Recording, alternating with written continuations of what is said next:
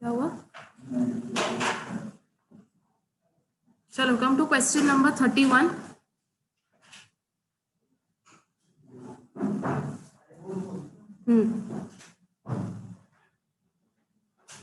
What does the question say? I'll read out. X, a doctor, promised to the relatives of the patient the best of the treatment at an amount of rupees 2 lakh. But he told them to pay rupees 50,000 more if the patient improves. Can the doctor demand such an amount? Yes or no? Why?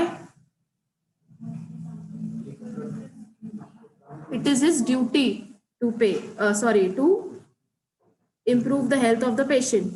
चलो इसका provision कहाँ पड़ा है वो बताओ, page number. हाँ, यही वाला है. ए प्रोमिसेस टू पे लॉयर, एंड यहाँ पर सिर्फ डॉक्टर की बात हो रही है. ठीक है रोहन, तो आंसर क्या आएगा इसका?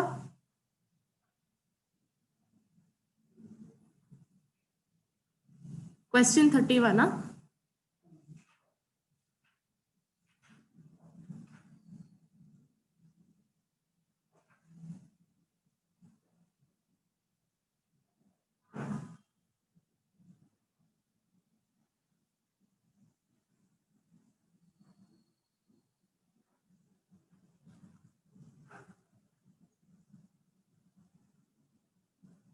चलो I am waiting for you.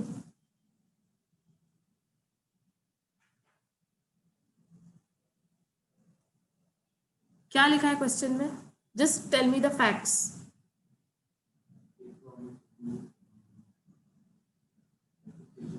हाँ, ट्रीटमेंट 2 लाख का होगा. हाँ ठीक है, फिर क्या हुआ? 50,000 क्या है?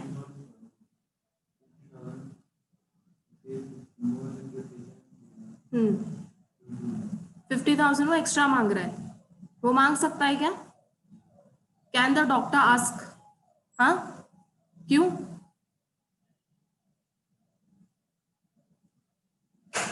डॉक्टर है तो मतलब कुछ भी लेगा.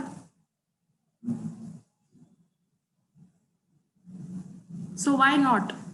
If the answer is no, तो 50,000 क्यों नहीं ले सकता है एक्स्ट्रा?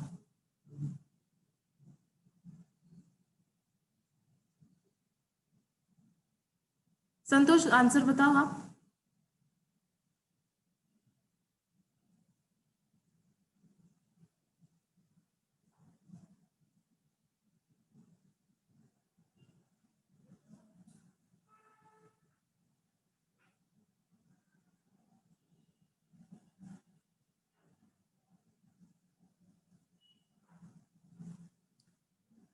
हाँ बोलो.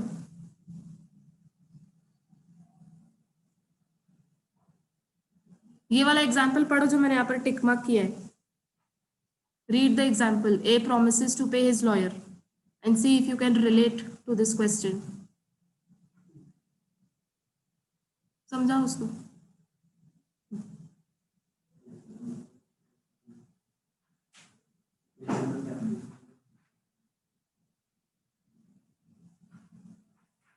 थोड़ी करो ना मेहनत.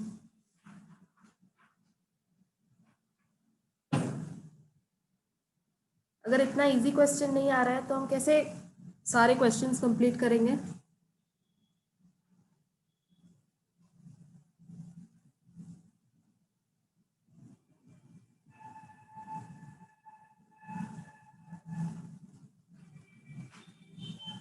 चलो आज का लेक्चर हम थोड़ा ऐसे ही सुस्त रहेंगे. हाँ, जब तक इन दोनों को नहीं समझता है तब तक फ्री बैठो. अभी मैं पेज नंबर याद रखूं क्या?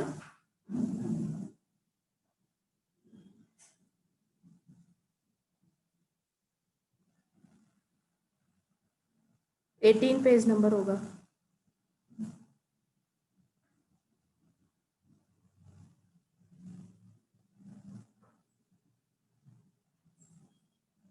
पेज नंबर 18 ही है ना? मिला लॉयर वाला एग्जाम्पल, उसको कोई एक्सप्लेन करो।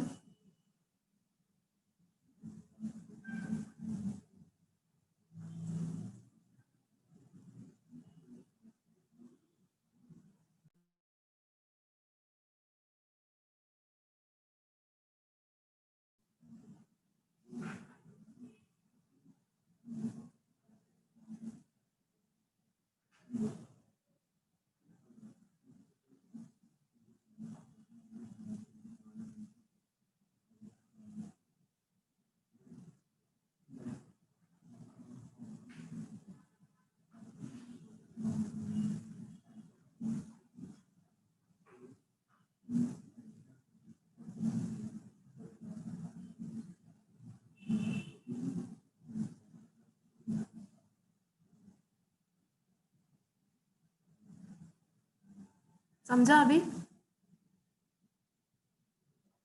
Now come to the question, question number 31। अभी पढ़ो डॉक्टर वाला question.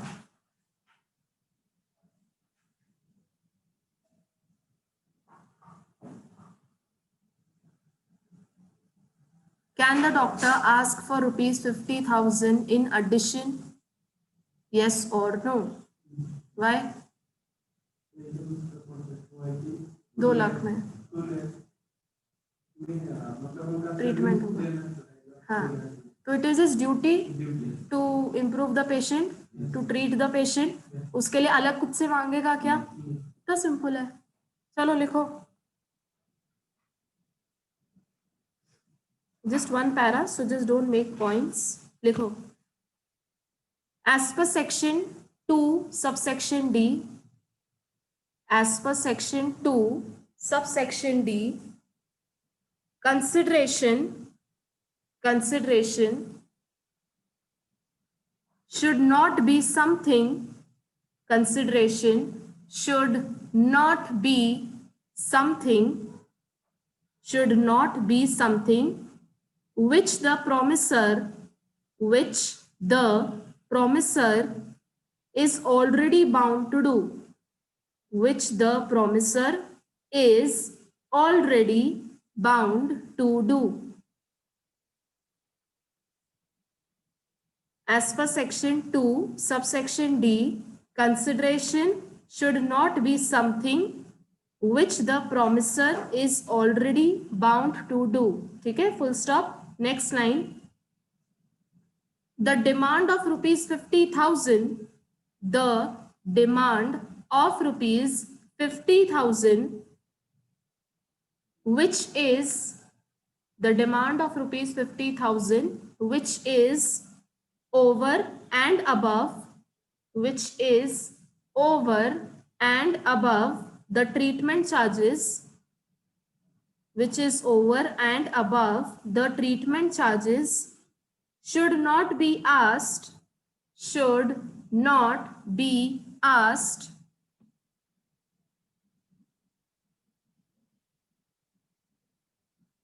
should not be asked by the doctor, should not be asked by the doctor, as it is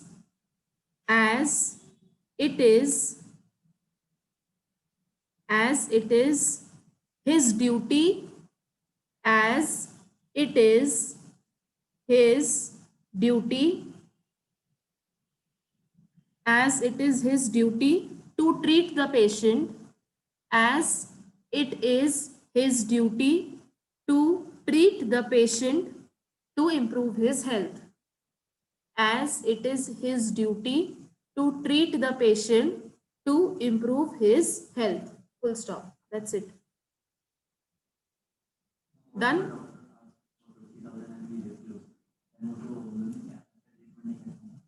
उसके बाद ट्रीटमेंट करवाना ही नहीं है ना। सेक्शन 2D को अंडरलाइन करो।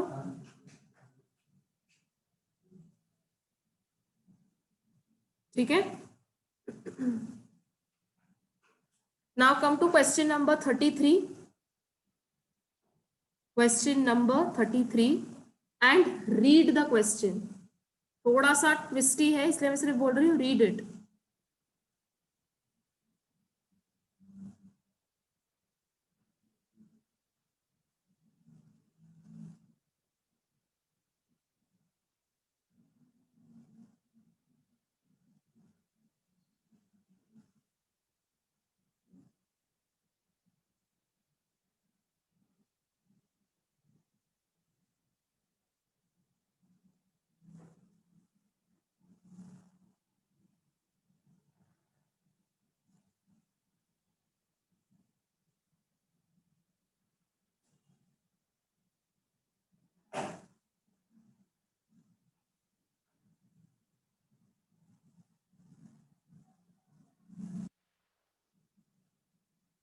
यही है फैक्ट्स।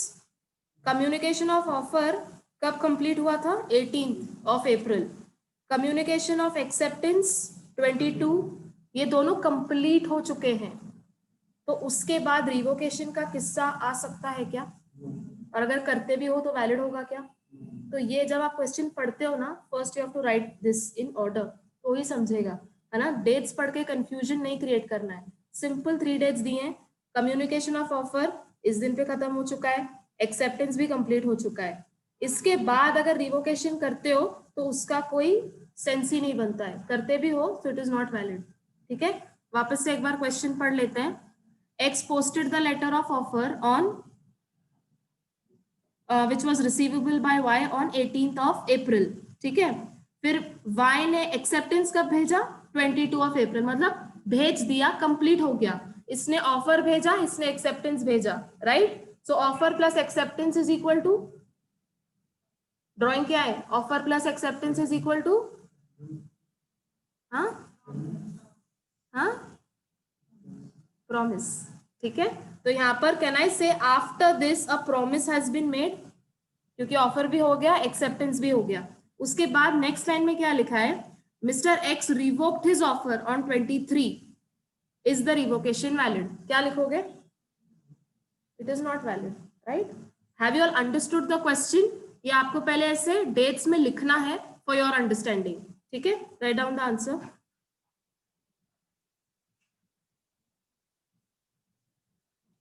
अब जहां पर क्वेश्चन लिखा है ना, पहले ये ऐसे बना लो आप, जैसे मैंने यहां पर लिखा है, for better understanding, then I dictate the answer.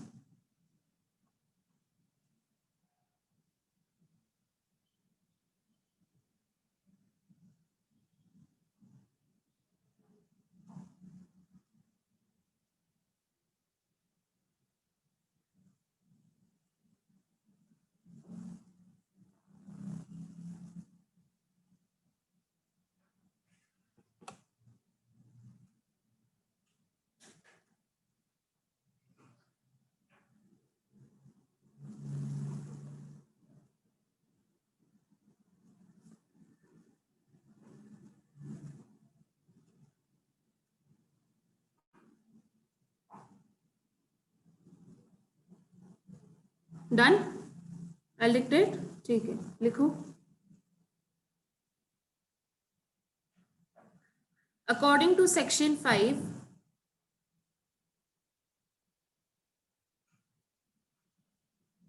according to section 5 of the Indian Contract Act, 1872, according to section 5 of the Indian Contract Act 1872, ये हम आंसर 33 लिख रहे हैं, राइट। ठीक है, according to section 5 of the Indian Contract Act, 1872 states that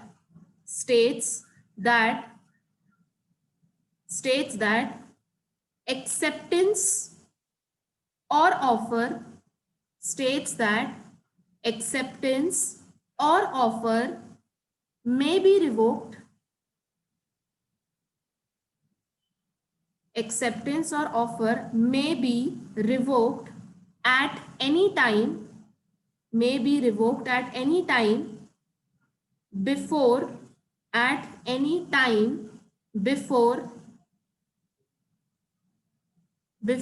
communication of acceptance, at any time before communication of acceptance is complete. May be revoked at any time before communication of acceptance is complete. Communication of accept, मैंने गलत बोला क्या? नहीं ना। Before communication of acceptance is complete, but not afterwards. Full stop. I'll repeat the point again. According to section 5 of the Indian Contract Act, 1872, जब भी act लिख रहे हो ना, एक्ट के बाद कॉमा आएगा, फिर योर आएगा। ठीक है, so don't forget to put a comma. Indian Contract Act, 1872 states that acceptance or offer may be revoked at any time before communication of acceptance is complete but not afterwards. ठीक है, point 2 लिखो, दो ही points है इसमें. Write down point number 2.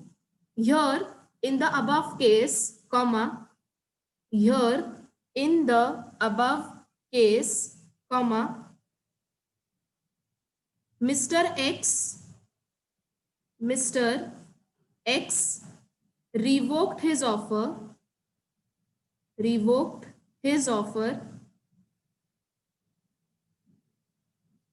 after the acceptance of offer. Here in the above case, Mr. X revoked his offer after acceptance of offer. After acceptance of offer,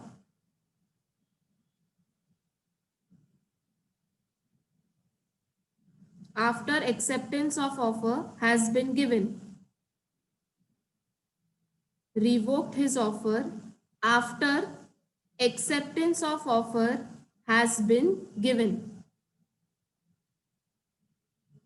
bracket में लिखो, that is on 23rd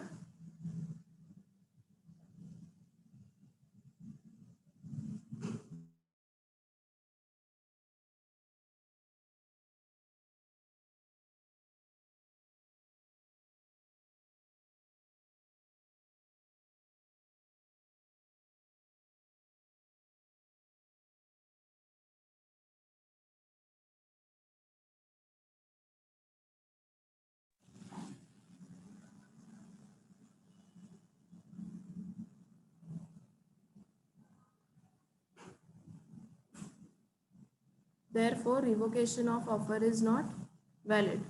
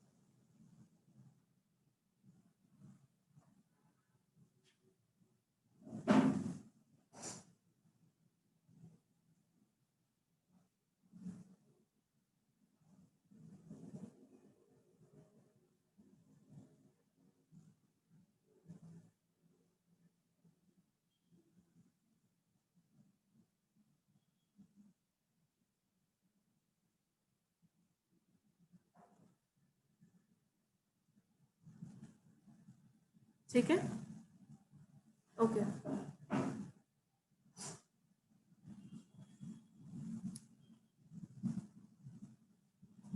Now come to this concept, stranger to a contract.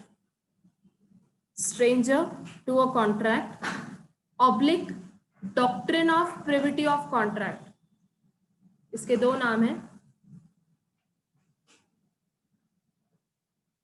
थोड़ा in here each point is a bit lengthy, so we'll try to cover maximum points, but अगर कुछ रह भी जाता है so we'll continue. ठीक है. Now I want you all to read this part. First line पढ़ो, general rule. What is the general rule?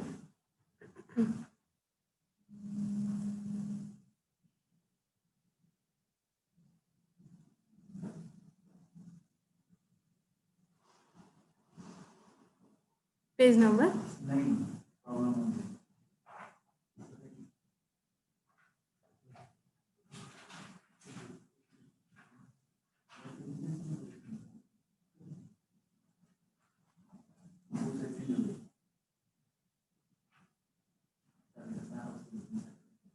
Very good.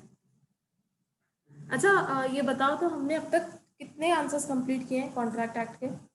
Just count and tell मी।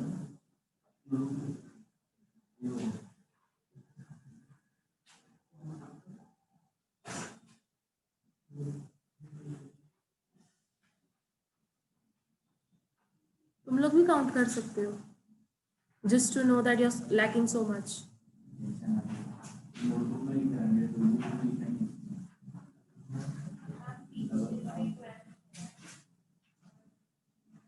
पीछे मतलब बुक में से 12।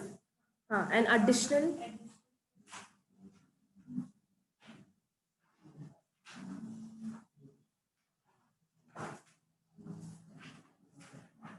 आपके कितने आ रहे हैं? 14 टोटल, मतलब एडिशनल को मिला के भी आपके ज्यादा आ रहे हैं क्या?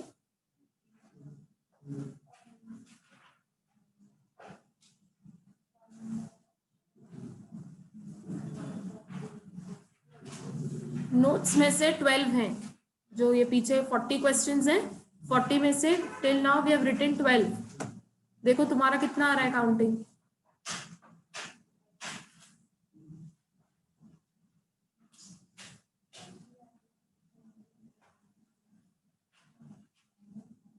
मुझे ट्यूसडे तक ना सबका टैली चाहिए।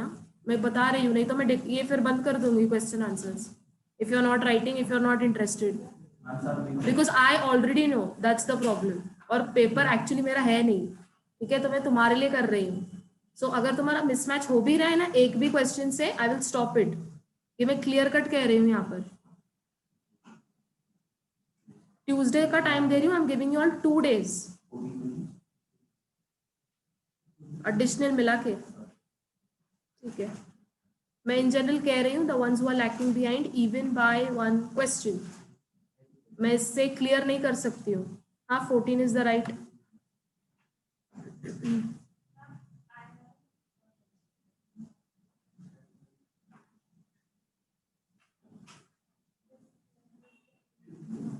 सी I am telling you Tuesday तक टैली करो, ट्यूसडे को इवन आई विल सी, ठीक है, एक एक करके क्वेश्चन विल सी कि ये कंप्लीट हुआ है कि नहीं, ठीक है। चलो leave that for a side, read the general rule.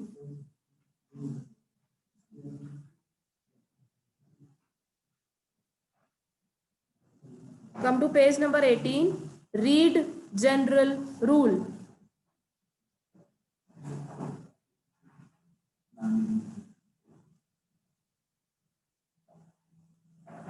यहाँ पर जनरल रूल में सिर्फ एक ही स्टेटमेंट दिया है और वो पूरे स्टेटमेंट में एक ही वर्ड इंपॉर्टेंट है, which is only. What does the general rule say? Only the parties to the contract can sue and be sued. That means that is third person cannot sue the agreement. Does this make sense? What makes sense? Tell me.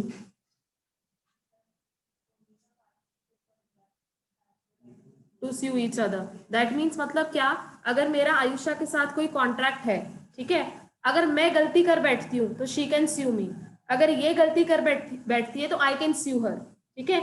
You can not come in between, getting me? So यहाँ पर क्या लिखा है? Only the parties can sue and be sued, ठीक है। कोई third person का right नहीं बनता है कि वो हमारे बीच में आए, getting me? That is what the general rule, ठीक है। अब हमको इसके एक्सेप्शंस पढ़ने हैं। अब एक्सेप्शंस का मतलब बताओ, what do you mean by exceptions, और इसमें कैसे एप्लीकेबल होगा? इसका एग्जैक्टली अपोजिट, मतलब क्या? A third party can sue, right? अच्छा चलो, let us take one example. कोई तुम सोच सकते हो क्या ऐसा एग्जांपल? अब यहाँ पर पढ़ के मत बताना। हाँ हाँ, so the legal representative can jump in between, ठीक है। चलो let us see the first one, trust, ठीक है। अब एक स्कूल का एग्जांपल लेते हैं।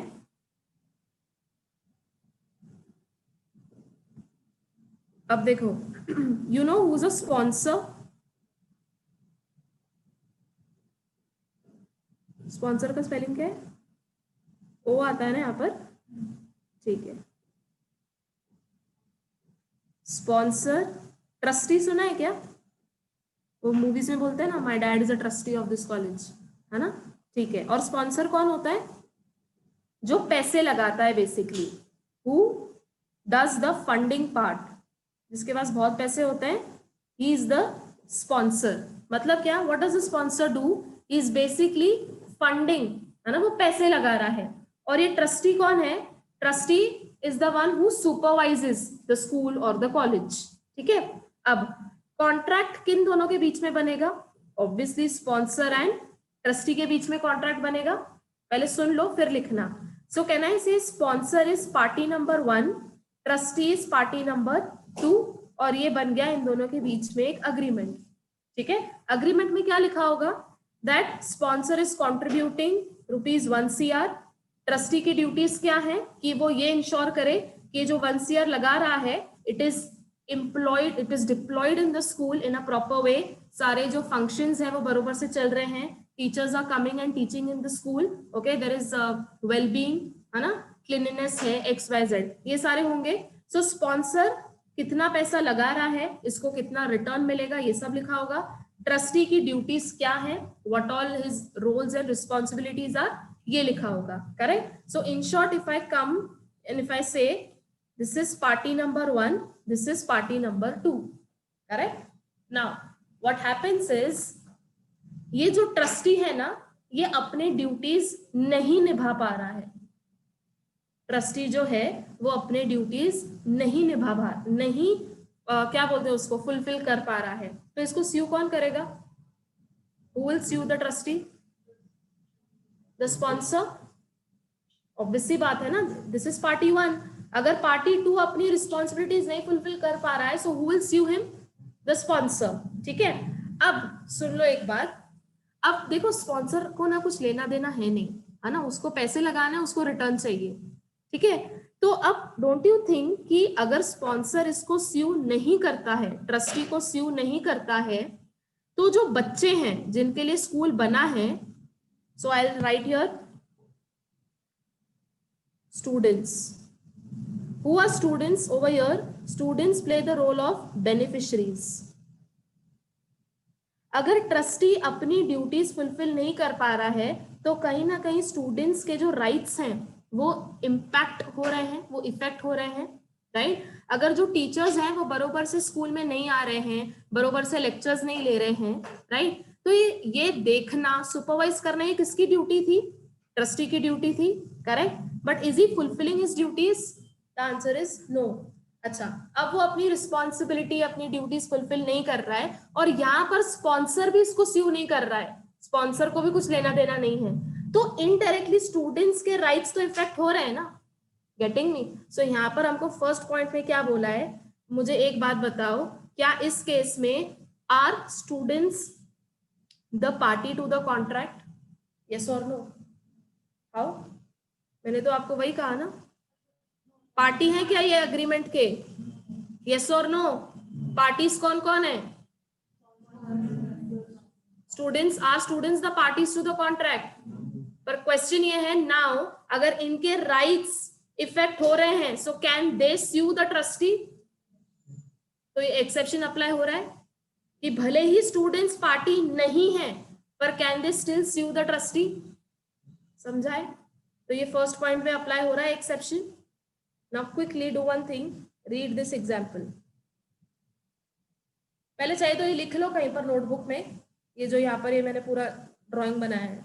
If you all want you can write down now. Right, sponsor is party number 1, trustee is party number 2। यहाँ पर बच्चे पार्टी हैं क्या? नहीं, but can this sue the trustee? The answer is yes.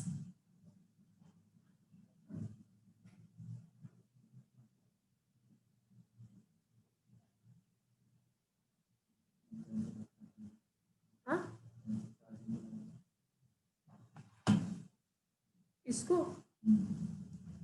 कहां से लगाऊं? किधर आ रही है?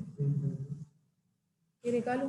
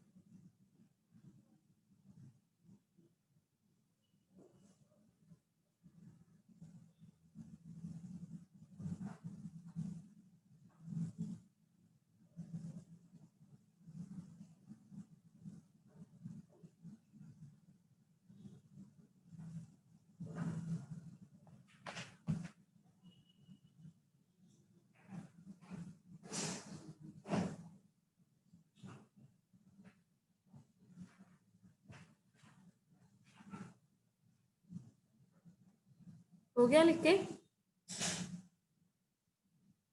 You all can write down in your own words that sponsor is party 1, trustee is party 2. Then next time में लिखो trustee does not fulfill his duties. So in this case, even the students can sue the trustee, even though they are not the party to the contract. Even though they are not a party to the contract.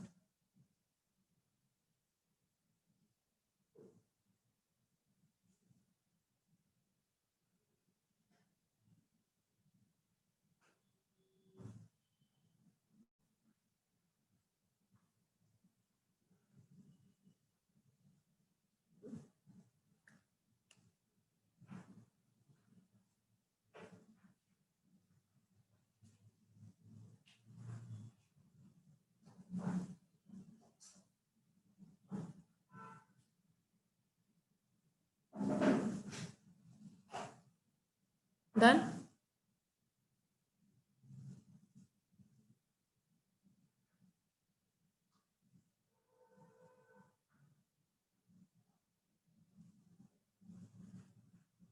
Once you are done writing, ये example पढ़ लो quickly.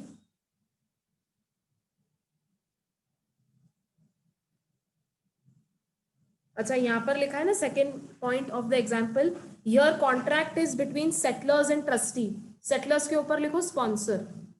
Sponsor को settler भी कहते हैं. Trust हमेशा एक beneficiaries के लिए बनाया जाता है. तो यहाँ पर अगर स्कूल बनाया है तो इसमें बेनिफिशियरीज कौन है? स्टूडेंट्स हैं, राइट? सो क्या लिखा है एग्जाम्पल में? Contract is made between settlers and trustee for the benefit of the children of the farmers, that is beneficiaries. ठीक है. So if denied their benefits, अगर बच्चों के बेनिफिट्स डिनाई कर दिए जाते हैं, the beneficiaries who are the stranger to the contract can get their rights enforced. मतलब क्या? Even they can sue. जो कॉन्ट्रैक्ट के पार्टीज नहीं होते हैं उनको इनडायरेक्टली स्ट्रेंजर्स कहते हैं. यहाँ पर बच्चे पार्टीज हैं क्या? तो उसको क्या कहेंगे? स्ट्रेंजर. ठीक है. Either you are a party to a contract, either you are a stranger. ठीक है, in the terms of law. यहाँ पर स्ट्रेंजर मतलब इंग्लिश वाला स्ट्रेंजर नहीं. ठीक है, समझा ये वाला point? Now read the content.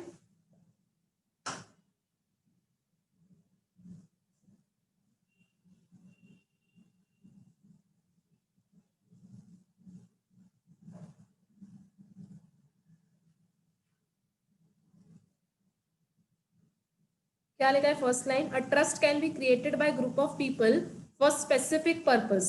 यहाँ पर पर्पस क्या था? स्कूल बनाना, to impart education. Correct. The founders of the trust who finance are called as settlers. यहाँ पर लिखो oblique sponsors. So you will understand.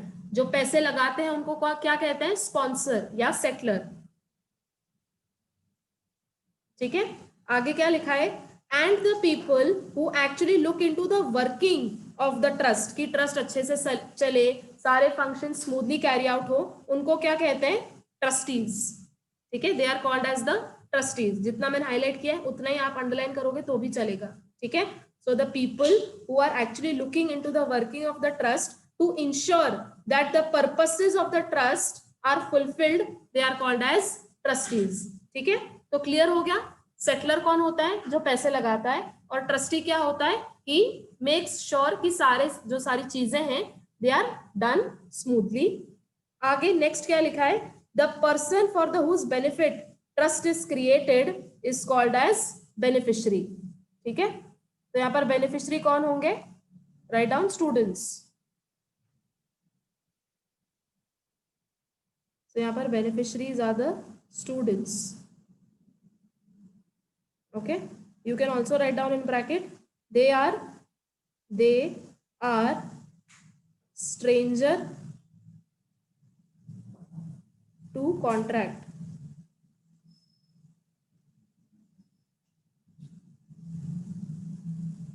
Settlers के इधर लिखो पार्टी नंबर 1, ट्रस्टीज के इधर लिखो पार्टी नंबर 2. ठीक है. ऑलवेज मेक श्योर कि अगर आपको एग्जाम में ये क्वेश्चन आता है स्ट्रेंजर टू अ कॉन्ट्रैक्ट और प्रिविटी ऑफ कॉन्ट्रैक्ट, पहले हमेशा आपको जनरल रूल लिखना पड़ेगा, only then you can start with exceptions. Okay, so do not forget to mention the general rule. Clear है सबको? Have you understood the content and the example? Example में ये highlight कर लो कि अगर so if they are denied the benefits, the strangers to the contract can get their rights enforced. मतलब क्या, वो भी sue कर सकते हैं. Done?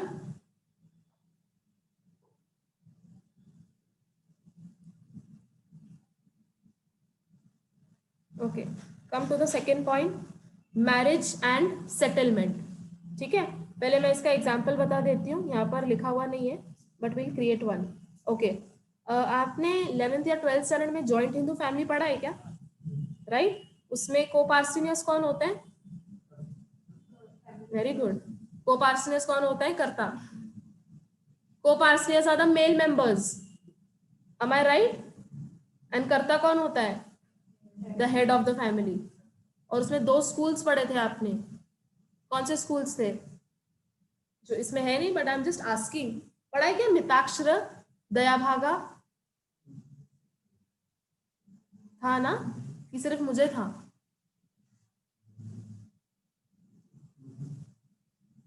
ठीक है, सो इस केस में we will take an example of a joint Hindu family. ठीक है, सपोजिटली एक जॉइंट हिंदू फैमिली में there are 3 sons, there are 3 brothers, brother 1, second brother, third brother. ठीक है, ये तीनों एक साथ मिलके एक family business they were running one family business. Now they have come up with the idea कि ये सेपरेट होने वाले हैं. ठीक है, now they don't want to work together, they want to separate their businesses. तो क्या करेंगे? फर्स्ट स्टेप, ये जॉइंट हिंदू फैमिली में जितने भी असेट्स होंगे ना उनको डिवाइड करेंगे. राइट, तो कैसे डिवाइड करेंगे? जो भी इनका रेशियो रहेगा, let's take an example of 1:1:1. ठीक है, नाउ अब इन तीनों के बीच में एक कॉन्ट्रैक्ट बनेगा. तो यहाँ पर मैं कॉन्ट्रैक्ट बना लेती हूँ. कॉन्ट्रैक्ट क्या बनेगा कि आज से लेके हम तीनों भाई सेपरेट हो रहे हैं, इतने असेट्स हैं, 1 CR के असेट्स हैं, and we are dividing amongst ourselves in the ratio of 1:1:1. ठीक है, अब इसको आ गई इतनी प्रॉपर्टी, इसको आ गई इतनी प्रॉपर्टी, इसको आ गई इतनी प्रॉपर्टी. ठीक है, we are not dealing with numbers, I am just saying कि इसको इतनी प्रॉपर्टी आ गई, इसको इतनी, इसको इसकी. ठीक है, अब हुआ कि आप तीनों सेपरेट हो गए. अब जिसको जो बिजनेस करना है वो कर सकता है. Okay, now meanwhile what happens is that this brother, इसकी डेथ हो जाती है. इसकी डेथ हो जाती है ब्रदर नंबर 1 की. ये तीनों जो असेट्स है ना, इसका डिवीजन हो चुका है, तीनों को अपने अपने हिस्से मिल चुके थे. अब कुछ दिनों के बाद ये ब्रदर नंबर 1 की डेथ हो जाती है. ठीक है, तो लॉ क्या कहता है कि जो अगर इसकी कोई वाइफ है तो उसको सारा सब कुछ मिल जाएगा. ठीक है, तो ये ब्रदर नंबर 1 की जो वाइफ है उसको ये सारे असेट्स मिल जाएंगे. Correct, this what law says. But अगर ऐसा नहीं होता है और ये जो 2 भाई हैं यहाँ पर, व्हाट दे से कि ये तो वैसे भी मर गया है, इसके असेट्स हम दोनों ले लेते हैं. ये ले सकते हैं क्या? कौन लेगा इसके असेट्स? इसकी वाइफ लेगी. M I right? बट अगर ये दोनों ऐसा करते हैं, ये brother 1 and brother 2 and brother 3, if they decide कि ये तो वैसे भी मर चुका है, इसके असेट्स हम दोनों डिवाइड कर लेते हैं, can they do so? The answer is no, they can't do so. ये जिसकी डेथ हो जाती है उसकी वाइफ ही ले सकती है, अगर वाइफ है तो. ठीक है, हम ये डिस्कस कर रहे हैं, अगर उसकी वाइफ है तो उसकी वाइफ लेगी. अब सपोजिटली ये दोनों भाई मिलकर इसके असेट्स ले लेते हैं. ले सकते हैं क्या? नहीं, पर ले लेते हैं. My question to you is, can the wife sue brother 2 and brother 3? Can the wife sue brother 2 and brother 3? The answer is yes. The second question is the wife party to the agreement? तो यहाँ पर वापस से prove हो गया कि भले ही तुम पार्टी ना हो, but can you sue? The answer is yes. Relate हो रहा है क्या? पक्का? तो यहाँ पर क्या होगा, यहाँ पर वाइफ इवन दो शी, यहाँ पर कॉन्ट्रैक्ट किसके बीच में बना था? तीनों भाइयों के बीच में बना था. इसमें वाइफ थी क्या कहीं पर? नहीं। बट अगर इसकी डेथ हो जाती है तो इसके सारे एसेट्स कौन क्लेम करेगा? इसकी वाइफ ही क्लेम कर सकती है। बट अगर ये दोनों भाई मिला के अपने बीच में डिवाइड कर देते हैं तो क्वेश्चन ये है, can the wife sue brother 2 and brother 3? The answer is yes. दूसरा question, was the wife party to the agreement? The answer is no. तो इससे एक्सेप्शन प्रूव हो रहा है कि अगर जो पार्टी नहीं भी है फिर भी वो स्यू कर सकता है। जैसे पॉइंट नंबर 1 में क्या स्टूडेंट्स पार्टी थे? Answer, but can did this sue the trustee? The answer is yes. लिख लो ये यहाँ पर ना कहीं पर make this drawing, write down joint in the family, write down brother 1, brother 2, brother 3, फिर उनको तीनों के अपने अपने हिस्से मिल गए, फिर एक की डेथ हो जाती है।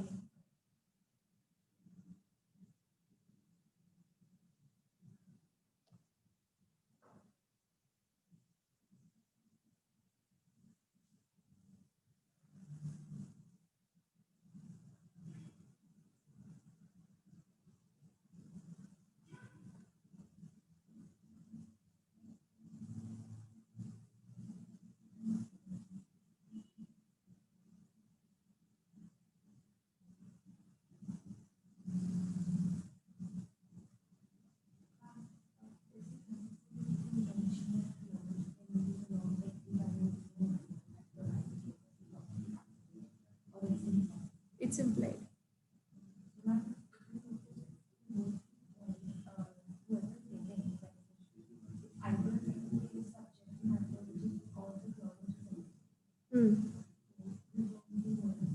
Yeah.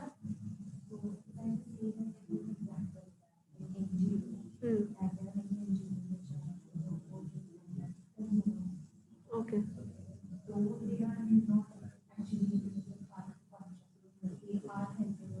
Yeah, correct. Yeah, correct.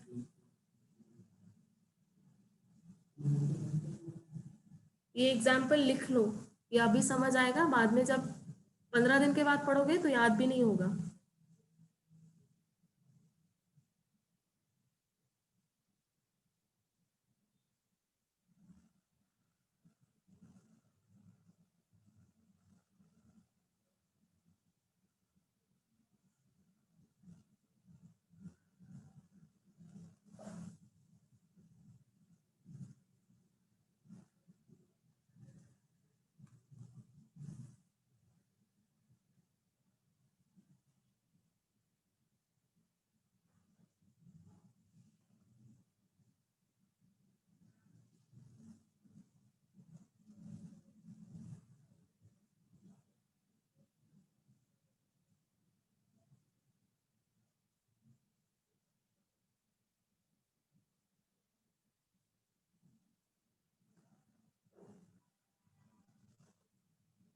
Okay, अगर आप अभी पॉइंट पढ़ते हो तो हाईलाइट कर लो, क्या लिखा है?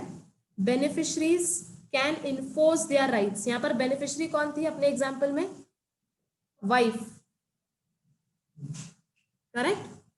Wife was the beneficiary. They can get their rights enforced even though they are not the parties to the contract. Wife थी क्या party? नहीं.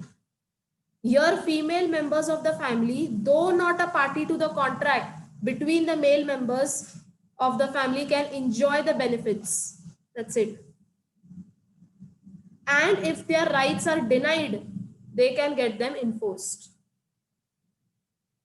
अगर आपको एग्जाम्पल समझना है तो आपको कंटेंट इमीडिएटली समझ जाएगा। That's why first I discuss the example, then we read the content.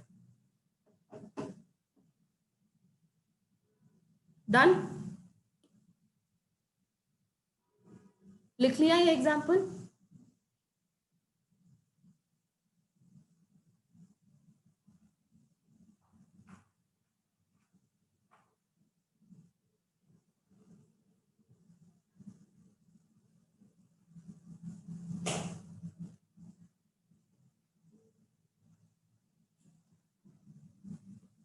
Okay, come to point number 3, assignment. बस ये लास्ट पॉइंट करते हैं because I have a small family function, so I have to go. So ये बस third point discuss करके we will stop, ठीक है? Okay.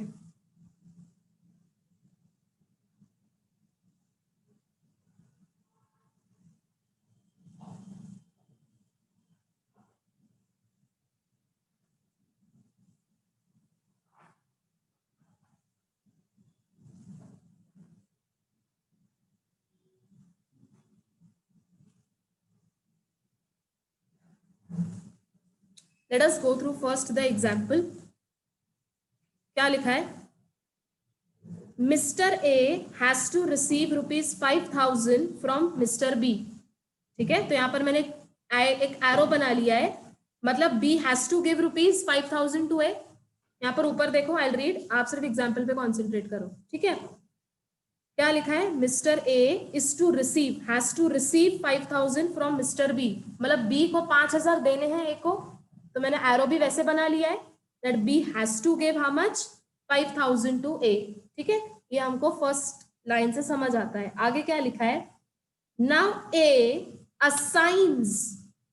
assigns his right of receiving the money from B to Mr. C. इसका मतलब क्या? सुन लो. अब A has to receive 5,000, तो A क्या करता है? A जाके C को बोलता है कि ये जो 5,000 है ना, ये मेरे बदले तू ले ले B से. ये मेरे बदले तू ले ले B से. मतलब इतना श्योर है कि B को 5,000 देने हैं, राइट? पहले किसको देने थे? A को देने थे. अब किसको देने? C को देने. अच्छा, अब A ने ये C को क्यों कहा? हो सकता है A also has to give 5,000 to B, sorry to C, right? तो वो क्या कहता है? rather than I give it to you, you get it from someone who already has to give it to me. ठीक है, तो let's not fall into the reason. इसलिए मैंने आपको सिंपली ये कहा कि पहले B को किसको देने थे पैसे? A को देने थे. अब B किसको देगा? C को देगा. ओके, नाउ कॉन्ट्रैक्ट इनिशियली किनके बीच में बना था? A and B. C था क्या पिक्चर में? नहीं, ये C तो बाद में आया. कब आया? जब उसको A ने कहा कि मेरे बदले तू ले ले B से. करेक्ट? इतनी सिंपल सी बात है. मतलब इतना श्योर है कि B को पैसे देने हैं, फिर वो A को दे या C को दे. ठीक है, so I will write down B के लिए, तो this is cash outflow. Correct? ठीक है, नाउ आगे पढ़ो. Here, if Mr. B refuses to pay the money to C, अब B को पैसे किससे देने हैं? A को देने या C को देने? पक्का? अब मिस्टर B को पैसे किसको देने हैं? A को देने या C को देने? पक्का? पहले किसको देने थे, अब किसको देने? तो अब मैंने क्या हाईलाइट किया है? If Mr. B refuses to pay the amount to C, Mr. C can get his right enforced. तो यहाँ पर was C a party to a contract? But can he sue Mr. B? Answer is this is what assignment. यहाँ पर A ने C को कहा कि भाई मेरे बदले तू ले ले, तो उसने assign किया. assign किया मतलब I assign you some work, I am assigning you some homework, right? So यहाँ पर A ने क्या कहा C को? that मेरे बदले तू मिस्टर B से पैसे ले ले. सो नाउ अब पैसे रिसीवेबल किसको है? मिस्टर सी को है. लास्ट लाइन में क्या लिखा है कि अगर बी रिफ्यूज कर लेता है कि भाई मैं सी को पैसे नहीं दूंगा, कैन ही डू सो? उसको तो पैसे देने हैं, वो ए को दे या सी को दे, बात एक ही है उसके लिए, right? But if B refuses to pay the amount to mister C can sue mister B. Again यहां पर भी प्रूव हो जाता है. Is Mr. C party to a contract? Yes or no? But can he sue Mr. B? Simple. Done. लिख लो ये यहाँ पर जो आपको स्पेस है ना इतना, उसमें ही लिख लो. अच्छा, sorry, that's the new next page ना. See wherever you can write it down. But I want you all to ऐसे पिक्टोरियल होना चाहिए आपके बुक में, क्योंकि कभी कभी सिर्फ एग्जाम्पल पढ़ के नहीं समझ आता है.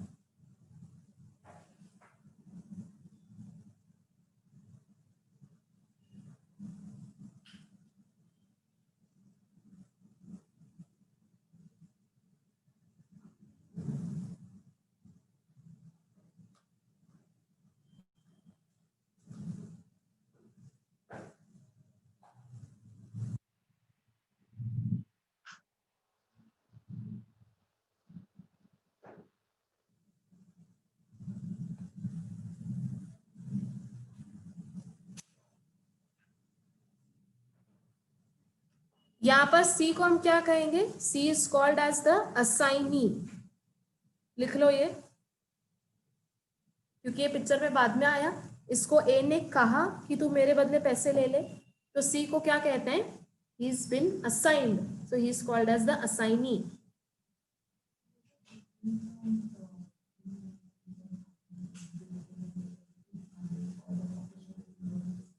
क्या क्या क्या क्या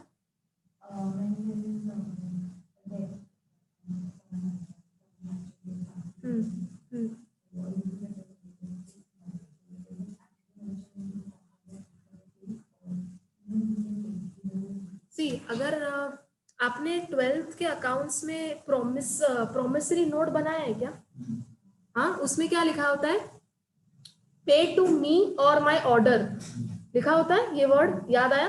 और माई ऑर्डर मतलब क्या, जिसको मैं कहती हूँ या तो तुम पहले मुझे पे करो, या तो मैं जिसको बोलती हूँ उसको पे करो। Getting me? So when these words are mentioned, na, you don't actually have to mention the name of the parties. Getting me? Because pay to me or my bearer, ऐसे भी लिखा होता है, pay to me or my order, whatever it is. So then it is implied from those words itself. So not necessary कि mention करना ही पड़ेगा।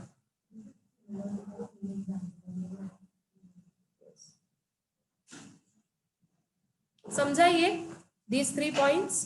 ठीक है, बाकी के 2 points बचे हैं एंड एसेंशियल के 2 points बचे हैं, राइट? चलो ये कर लेंगे फिर। Please start learning for your test.